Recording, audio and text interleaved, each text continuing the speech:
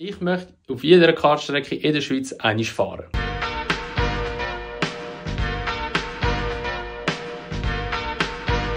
Hallo zusammen und herzlich willkommen zurück zu einem neuen Video hier auf meinem Kanal. Wir sind schon in einem Auto, wie ihr unschwer erkennt. Und ja, ich habe ein kleines Videoprojekt auf TikTok gestartet, das ich aber auch gleichzeitig noch auf YouTube aufnehmen, beziehungsweise einfach, dass man ein bisschen andere Eindrücke noch hat vielleicht, weil ich möchte ja auf jeder Kartbahn in der Schweiz eigentlich fahren. Das ist so mein Ziel dieses Jahr. Und wir starten das Projekt heute schon. Ich habe jetzt aber gerade 2 Wochen Sommerferien, das kommt eben noch dazu, beziehungsweise das passt gerade ziemlich gut, dass ich gerade ein paar Strecken anfahren und auch fahren kann. Jetzt heute gehen wir auf Wohlen. Das ist die Strecke, die wir heute von diesem Projekt machen. Wohlen, ja, bin ich zwar schon ein paar Mal gefahren, ist jetzt nichts Neues, aber gehört natürlich zur Vollständigkeit halber auch dazu. Und Wohlen ist einfach geil. Wohlen ist einfach eine geile Strecke, muss man an dieser Stelle sagen. Und das ist jetzt heute unser erster Anfahrtsort von diesem Projekt. Es ist jetzt morgen um 8:45 Wir haben jetzt heute Mittwoch. Ich gehe jetzt gerade mit dem Levin dorthin und der Guido sollte, glaube ich, auch noch kommen. Also, wir sind jetzt die 3. Höhe, wo wir dort schnell ein bisschen rumfahren. Ich weiß nicht, wie viel wir fahren. GoPro habe ich sicher mal mit dabei. Und dann gehen wir vielleicht eben noch gerade auf Spreitenbach. Dann gehen wir dort auch noch fahren. Dann haben wir nämlich diese Strecke auch noch mit dabei.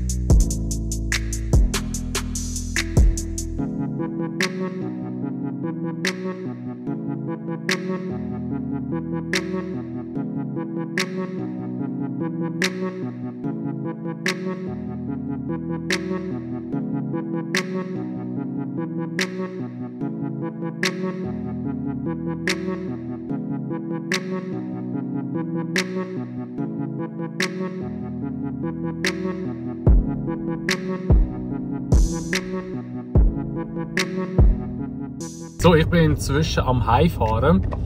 Ja, wie ihr gesehen, wir sind in Wohlen gewesen, wir sind auch in Spreitenbach gewesen. Leider habe ich von Spreitenbach nicht wahnsinnig viele Aufnahmen, weil der Akku hat eben nur gelangt, um in Wohlen 3 Fahrten aufzunehmen und dann ist der Akku eben schon in die Knie gegangen. Muss man mal einen Ersatzakku noch kaufen oder halt einfach irgendwie so eine Ladestation. Oder vielleicht soll einfach auch die Kamera im Auto laden. Wenn ich das Ladegerät dabei hatte, die habe ich aber nicht gehabt. Aber weiss ich sicher mal Bescheid fürs nächste Mal. Ja, was soll ich sagen? Wohlen muss ich gar nicht gross erwähnen. Wohlen ist einfach wirklich eine sehr, sehr geile Strecke. Finde ich wirklich sehr, sehr cool. Auch Personal immer wirklich sehr, sehr, sehr nett. Und ja, das Streckenlayout und auch zum Fahren und alles ist einfach immer geil. Klar, preislich ist es natürlich ja, schon relativ happig mit Turbo-Cards, die 52 Franken kosten, Spezialcards, die 65 laufen. Die kosten 40 Franken oder 42, 40 Franken, glaube ich, jetzt 40. Und ja, man zahlt natürlich schon seinen gewissen Preis, kann aber auch eine Viertelstunde fahren, also man fährt ja relativ lang. Also von dem her finde ich es eigentlich relativ fair oder okay. Und ich denke, man macht es ja nicht jeden Tag eigentlich, darum ist der Preis wirklich eigentlich noch angemessen, sage ich jetzt einmal. Danach waren wir noch in Spreitenbach. Spreitenbach bin ich schon lange nicht mehr gewesen. Ich bin auch schon mal dort gewesen, aber das ist schon ewig her. Ewig. Dort bin ich noch nicht mal in der Oberstufe gewesen. So lange ist es her. Und Spreitenbach ist schon auch noch, muss ich sagen, schon noch unterhaltsam, sage ich jetzt mal. Man hat auch noch in den Aussenbereich fahren. Also es ist, weil es schön Wetter war, heute hat man rausfahren, nicht nur in der Halle. Und wir haben relativ gute Zeiten können machen. Also ich konnte sogar Tagesbestzeit können setzen mit 34,4 und ein paar Quetschte. Also doch relativ zügig unterwegs gewesen heute. Und ja, ich muss aber ganz ehrlich sagen, ich würde wahrscheinlich nicht mehr jetzt auf Spreitenbach gehen, einfach so zum Fahren, weil es halt einfach, ja, wie soll ich sagen, ja, es ist halt nicht so dasselbe Feeling, sage ich jetzt halt mal, wie es zum Beispiel Wolle. Wolle ist halt schon cool gemacht, muss ich ganz ehrlich sagen. Und im Kontrast zu Wolle ist es natürlich schon etwas anderes.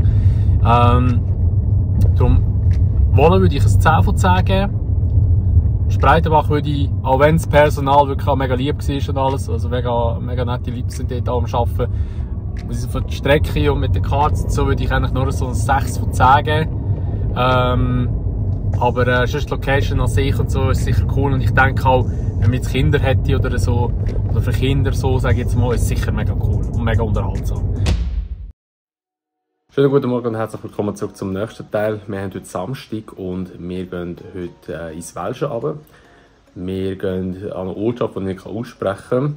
Und dort, das ist irgendwie unten am Neuenburgersee, das ist heute die erste Station. Danach gehen wir noch auf Peien und danach gehen wir noch auf Liss und Roggwil, weil Liss und Roggwil sind auf dem Rückweg. Darum nehmen wir die eigentlich auch mit.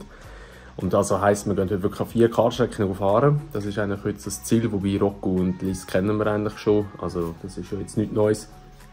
Aber die anderen 2 Strecken, wo wir hergehen, dort bin ich noch nie gefahren. Darum bin ich echt gespannt, wie das wird sein dort. Ja, es ist jetzt gerade 7 Uhr am Morgen. Ich bin seit 3/4 Stunden, ja, bis 6, 7 Stunden, 3/4 Stunden bin ich wach.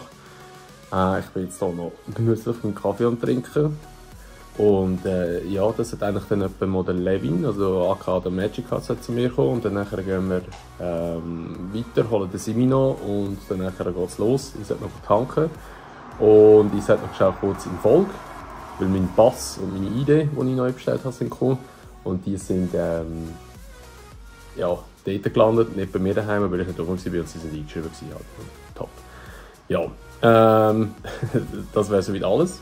Ich würde sagen, wir legen los. Wir sehen uns wahrscheinlich einfach, wenn wir dort unten sind, in weiss ich wo, irgendwo am Neuenburgersee dort unten.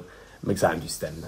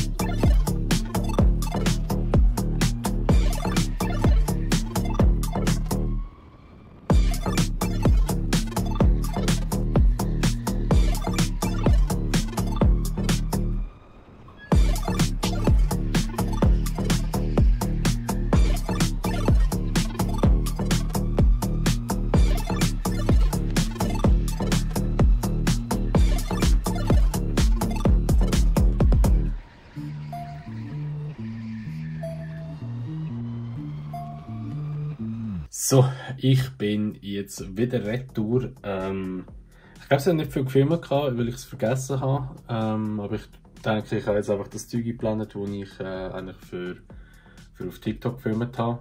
Das ich jetzt einblenden. Beziehungsweise Kartfahrten werdet ihr ja schon gesehen haben. Ja, was soll ich sagen? Wir sind eben zuerst dort am Neuenburgersee unten dran. Ich weiß leider nicht, wie die Ortschaft heisst. Und ja, egal. Jedenfalls die Kartbahn dort ist ja nicht so überzeugend gewesen. Es war schon cool gewesen, dass sie so lang war, 1,6 Kilometer. Und wir haben etwa so 1 Minute 50 gebraucht pro Runde. Und ja, die Karten sind okay gelaufen, sind 50 km/h gelaufen. Also es war jetzt nicht irgendwie so übertrieben schnell gewesen, aber es war eigentlich voll okay gewesen. Das Einzige, was halt ein bisschen scheisse war, ist halt, dass die Strecke, also man hat gemerkt, es war ursprünglich keine Kartstrecke gewesen, weil es war wirklich irgendwie so wie eine Feldstrasse gewesen, ja, wo man jetzt halt einfach drauf fährt teilweise, und ja, das hat man halt gemerkt. Das hat man schon gemerkt, also es war nicht so eine coole Strecke gewesen. Ich würde darum eigentlich dieser Strecke ein 5 von 10 geben, weil sie halt wirklich nicht so extrem überzeugend war. Ich denke aber, wenn man in der Region ist dort, und einmal dort drauf fährt, ist es völlig okay. Also da ist jetzt nicht so, dass man das irgendwie Geld ins Sand setzt. By the way, 30 Franken hat es gekostet für 10 Minuten. 30 voll okay. Ja, jedenfalls sind wir nachher auf Bayern. Und in Bayern ist es so, dort hat es eigentlich 2 Strecken. Es hat ein Indoor und ein Outdoor. Sie sind nicht miteinander verknüpft. Man muss sich entscheiden, ob man drinnen oder draussen fahren. Wir sind nur draussen gefahren. Indoor war besetzt bis 12:45 und wir sind irgendwie so kurz nach der 11. dort gewesen. Aber wir haben eigentlich mehr Interesse gehabt zum Draussen-Fahren, darum sind wir die Aussenbahn gefahren. Und die ist vom Layout her wirklich cool. Die ist wirklich recht cool gewesen. Das Problem ist einfach, wir haben ein bisschen viele Leute drauf gehabt und auch ein bisschen viele Blockaden. Ich glaube, wenn wir die fahren, wenn nicht viele Leute rum sind und wir haben die Strecke für sich, könnte die schon noch echt cool sein. Der wäre sicher mega unterhaltsam. Ja, wie gesagt, leider haben wir recht volle Strecke gehabt. Aber ich denke so, ja, fürs Layout und alles drum und dran würde ich ein 7 von 10 geben. Es war schon besser als Spreitenbach. Und wir haben dort, das weiß ich gar nicht mehr, 30 Franken, 25 Franken gezahlt für 10 Minuten, glaube ich. Und die Karten sind auch 50 km/h gelaufen. Es hat zwar noch einen schnellen Kart für 80 km/h, also mit 80 km/h für 50 Stutz oder so, glaube ich. Aber den haben sie irgendwie nicht gehabt, oder hat man nicht fahren können. Und E-Karts hat das auch noch gehabt, aber die sind irgendwie auch nicht verfügbar gewesen, keine Ahnung.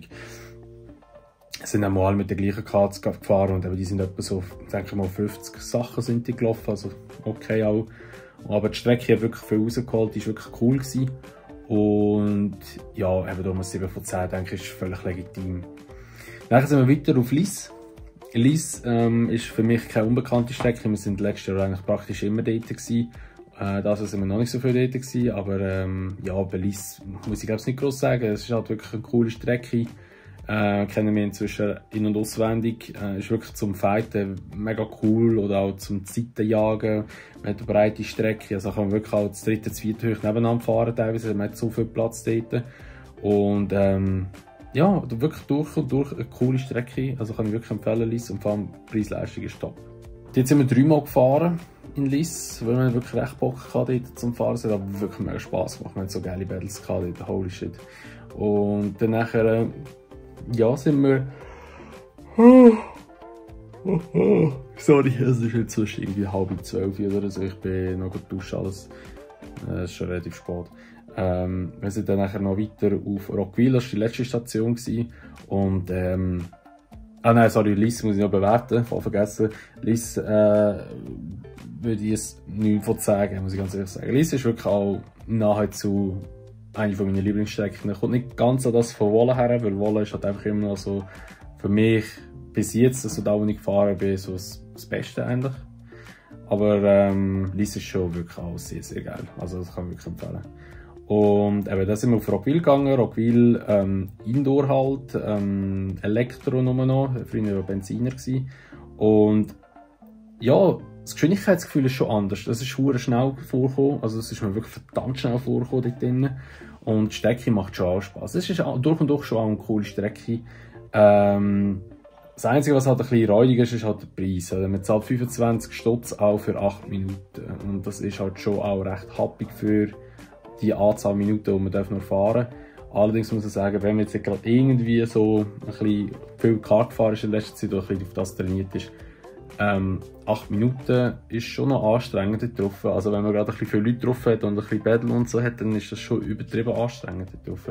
Darum, ja, ich glaube, von der Zeit her wird es schon lange, aber ich denke, es wäre preislich gesehen halt ein bisschen interessanter, wenn es, sage ich jetzt mal, nur 20 Stutz oder 18 Stutz kosten, glaube ich. Aber ja, es ist einfach so, wie es ist. Die bestimmen die Preise, nicht mehr. Aber ja, jetzt abgesehen von dem, würde ich mal sagen, so allem in allem das Layout und da mit der Karte, die Kombination ist wirklich cool. Und ich würde Rockville ein 8 von 10 geben, bin ich ganz ehrlich. Es ist wirklich eine solide Strecke und man kommt gut dorthin. Und ich denke, jeder, der dorthin will gehen, hat seinen Spass, egal ob er möchte Rennen fahren oder auf die Seite gehen oder was auch immer. Also da ist für jeden etwas dabei. Man hat auch wirklich gut Platz, man kann auch überholen und darum denke ich wirklich, so ein 8 von 10 ist fair. Schönen guten Morgen, meine geschätzten Damen und Herren, und herzlich willkommen zum nächsten Clip. Es ist ja eigentlich nur noch ein ganzes Video, aber ich weiß nicht, wie lange das Video ist. Wahrscheinlich wird das Video elend lang werden, ist mir aber jetzt auch ehrlich gesagt recht egal. Wir haben heute Mittwoch, den 24. und ich gehe heute mit dem Simi zusammen noch ins Thagau raus, auf Sulgen und auf Winterthur, Kanton Zürich. Es hat jetzt auch noch eine andere Strecke drin, die Fimmelsberg oder so wie auch immer heisst. Dort ist aber das Problem, die Sommerpause bis im August, darum können wir dort nicht fahren. Das ist ein bisschen blöd, weil ich weiss nicht, wenn ich die Strecke schon noch anfahren soll, weil sie wäre eigentlich 20 Minuten von Sulgen weg. Also es wäre richtig geil gewesen, wenn sie jetzt offen hätte. Hätten wir schön Sulgen, Fimmelsberg, Winti machen, hätten wir wieder 3 Strecken wieder auf dem Konto gehabt. Ja, ich werde das wahrscheinlich eben dann so machen, dass ich im September also ich weiß auch nicht, wenn ich das Video auflade, muss ich ganz ehrlich sagen. Es kann sein, dass ich dann alle Strecken nicht drin habe. Es kann auch sein, dass ich das vorab schon mal wieder auflade. Oder so wie wir kennen gar nicht. Nein, aber vielleicht, das wäre eine Gigatour, dann würde ich es so machen, dass ich Moorschachen, wie das heisst, in Kanton Schweiz würde anfahren, Tessin, Graubünden und dann nachher oben durch auf Fimmelsberg noch dort fahren. Das sind da wieder 4 Strecken, das wäre einfach eine verdammte Tour. Ey. Da müsste ich irgendwie am Morgen früh, ich weiss nicht, wann losfahren, und da müsste ich auch hoffen, dass irgendwie eine Kartbahn am Morgen früh offen hätte, weil sonst ja, wird das schwierig. Und dann ist eigentlich nur noch die im Kanton Jura und Basel-Stadt, und dann haben wir eigentlich schon alle gemacht. Es sind schon noch ein paar auf der Liste, aber ich glaube, es wird schon irgendwie machbar sein. Aber ich glaube nicht, dass also ich kann nicht jetzt alle in der Ferien anfahren, weil halt eben ein paar Sommerpausen haben. Wieso auch immer, dass man in der Sommerpausen macht. Also vor allem als Kartstrecke, ich glaube, jetzt könnte es ja noch recht lukrativ sein für Kartbetreibende, wobei wahrscheinlich eher für Outdoor und für Indoor, aber Selavi ist jetzt halt mal so. Ja, aber wie gesagt, heute gehen wir auf Sulgen, dann nachher noch auf Winterthur. Ich freue mich sehr auf Winterthur, Tempodrom. Bin gespannt, wie das ist dort. Ich könnte mir vorstellen, dass das noch recht geil könnte sein, vor allem weil es dort wirklich nur um Zeiten geht. Also Berlin ist eher schwieriger drauf, aber es ist wirklich so eine Zeitenstrecke. Ich kann mir vorstellen, dass das richtig geil wird. Sulgen hat ja Indoor und Outdoor, wenn ich es richtig gesehen habe. Wir werden aber wahrscheinlich nur Outdoor fahren. Ich glaube nicht, dass wir Indoor fahren, wenn es schön Wetter ist. Und die ist nicht so spektakulär, aber mal schauen. Wir lassen uns überraschen, das könnte schon auch cool werden. Vielleicht jetzt nicht einfach ein paar coole Battles und so, es hat nicht so viel geholfen, es ist viel Grad. Ja, wir werden es sehen, ich freue mich drauf. Und ja, ich werde jetzt wieder ein paar Impressionen sehen, beziehungsweise wahrscheinlich nicht viel, weil ich es wieder verchillen werde und einfach die Kartaufnahme von der Strecke sehen. Let's go!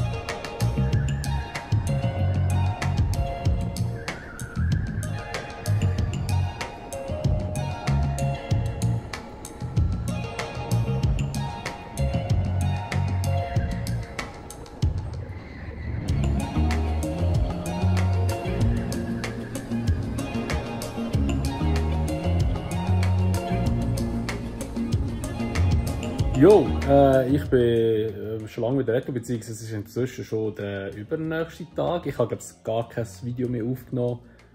Wegen, ja, wie Sulga und Winterthur war. Ich habe es voll vergessen, ich weiß es gar nicht. Ich nehme jetzt aber noch mal eins auf. Ich glaube, das wird schon wirklich meine erste Aufnahme sein, so muss ich sagen. Ja, eben ich und der Simi, wir sind in Sulga gewesen, im Thurgau und auch noch in Winterthur im Tempodrom. Und ja, wir sind gute 1,5 Stunden unterwegs gewesen. Sind aber gut durchgekommen, weil es ist halt immer noch Ferienzeit, Sommerferien halt. Und Sulga ist, ja, weiss nicht, also Sulga hat sich nicht gelohnt. Sulga ist wirklich keine gute Kartstrecke. Also das Layout ist nicht anspruchsvoll, würde aber schon eigentlich relativ viel Potenzial bieten, um ein bisschen coole Fights zu haben. Aber es ist halt auch schäbig dort. Also es ist wirklich nicht so gut gewartet, die Strecke, Karts, alles drum und dran. Es ist halt einfach nur so, es gibt so ein bisschen den Vibe so, ja, man macht es einfach so lange, wie es rendiert oder so lange, wie es sich noch lohnt, und wenn es dann mal fertig ist, dann ist es dann halt fertig, weißt, so kommt es ein bisschen rüber. Und ja, das ist ein bisschen, wie soll ich sagen, schade. Ja, es ist ein bisschen schade, weil ich glaube, das Potenzial wäre schon, aber es ist halt wirklich auch eine mega kleine Kartstrecke. Man hat aussen nicht viel Länge, wo man fährt in dem Sinn, aber es ist nicht anspruchsvoll. Ja, ich weiß nicht. Darum, die Kartenstrecke habe ich auf TikTok bewertet mit einem 4 von 10. Ich glaube, das ist auch okay. Preislich hat es 27 Franken gekostet für 10 Minuten. Ist schon eher ein bisschen teurer angesiedelt. Und ja, man hat nur Bar zahlen. Man hat nicht mehr mit Karten zahlen, weil, ja, keine Ahnung, ob das Gerät ein Arsch war, aber es sind überall schon so hergeschrieben, nur Barzahlung, und haben halt so kleine Ständer, wo auch nur Barzahlung drin steht. Also, ich habe irgendwie das Gefühl, das ist schon ein bisschen länger so. Ja, finde ich ein bisschen schade. Also, falls ich mal gleich noch dorthin würde gehen und fahren, dann müssen wir halt einfach Bargeld mitnehmen, ganz wichtig. Danach hat es noch die Strecke Fimmelsberg, hat's ja noch. Die sind wir nicht gemacht, weil die haben momentan Sommerpause, dort haben wir nicht hergehen. Wir haben jetzt aber noch vor kurzem herausgefunden, es gibt noch eine weitere am Bodensee. Ja, die haben wir nicht gemacht, aber da haben wir nicht gewusst, dass es dort eine hat. Das habe ich erst gerade gestern im Stream erfahren, dass es dort nochmal eine hat, in so einem Freizeitpark-mäßiges, Indoor-Freizeitpark-mäßiges. Muss ich dann auch noch machen. Ich muss aber sowieso noch Moschach, Lugano, Graubünden und dann eben wieder auf die Strecke Fimmelsberg gehen, und dann würde ich auch noch Bodensee gehen. Also würde das miteinander so verbinden. Wird eine riesen Tour werden, und dann ist eigentlich nur die im Jura aussen. Den haben wir schon alle gemacht. Dann nachher Tempodrom. Tempodrom ist cool. Tempodrom hat schon wirklich Spass gemacht. Es ist auch wirklich eine Strecke, wo man nur um Zeit fährt. Man kann nicht fighten mit anderen Leuten, weil für das ist einfach die Strecke zu eng. Sie ist aber relativ gross, etwa, was sind es, 500 Meter. Und es ist wirklich cool gemacht. Es ist wirklich mega cool gemacht. Es hat Spass gemacht. Es macht auch wirklich mega süchtig, dort eine schnelle Zeit rauszuzahlen. Es sind zwar die Cards von Schöftle, von Spreitenbach, die finde ich aber nicht so cool. Das sind die Tom-Cards da mit Boost-Knopf und allem. Die finde ich nicht so cool, muss ich ehrlich sagen, aber ja, es ist gleich voll witzig dort. Und diese Strecke kann ich wirklich empfehlen. Also, falls ihr mal Bock habt, coole Indoor-Outdoor-Bahn, je nachdem wie das Wetter ist, hat ja einen kleinen Aussenteil, wo man fahren kann. Geht gerne auf Winterthur, ist sehr cool dort, kann ich wirklich empfehlen. Und ja, dort würde ich eine 7,5 von 10 geben. Ich glaube, das ist wirklich fair. Es kommt nicht als Racing her oder an Liss her und an Wolle her. Die sind dann einfach doch nochmal wesentlich besser. Aber es ist wirklich etwas Cooles. Besser als Spreitenbach, das definitiv. Und ja, morgen ist Samstag, morgen gehen wir auf Schöftle. Auf dieser Kartbahn habe ich mal gearbeitet. Die Kartbahn kenne ich noch gut. Bin aber schon ewig sind wir gefahren, jetzt sicher gut 1,5 Jahre nicht mehr. Ja. Ich bin gespannt, ich freue mich drauf. Jetzt zahlt man, wenn es noch so ist, 25 Franken für 8 Minuten, ist auch ein bisschen horrend.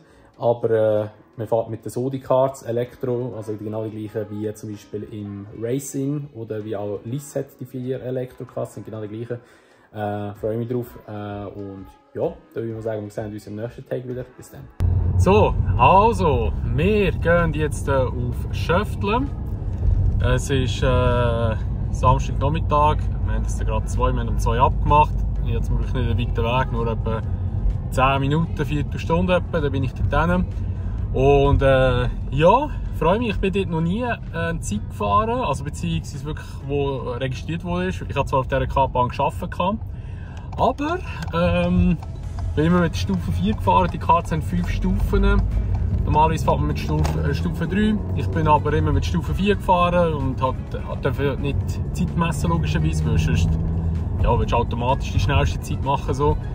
Ja, ich bin gespannt, wie es wird. Ich habe das Layout gar nicht mehr im Kopf, muss ich ehrlich sagen. Das ist jetzt 1,5 Jahre her, als ich das letzte Mal dort drauf gefahren bin. Aber ich habe schon Bock drauf. Müde bin ich auch des Todes, richtig müde heute.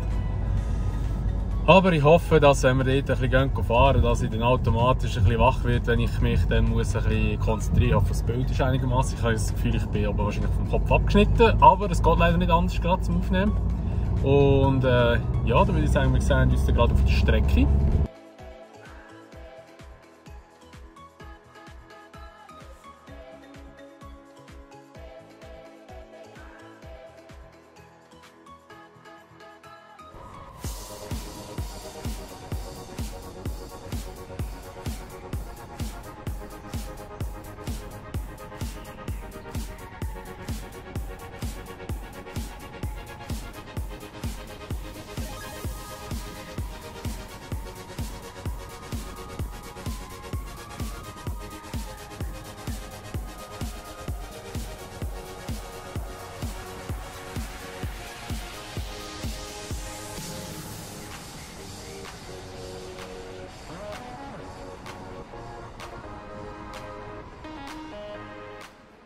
So, grüezi wohl miteinander. Es ist mittlerweile schon wieder der nächste Tag. Ich habe es natürlich wieder verchillt, eine Aufnahme zu machen, nachdem dass wir sind fahren. Ich hoffe, ihr seht mich, aber es ist relativ dunkel. Heute ist Sonntag, das Scheißwetter, darum ist es so fest los.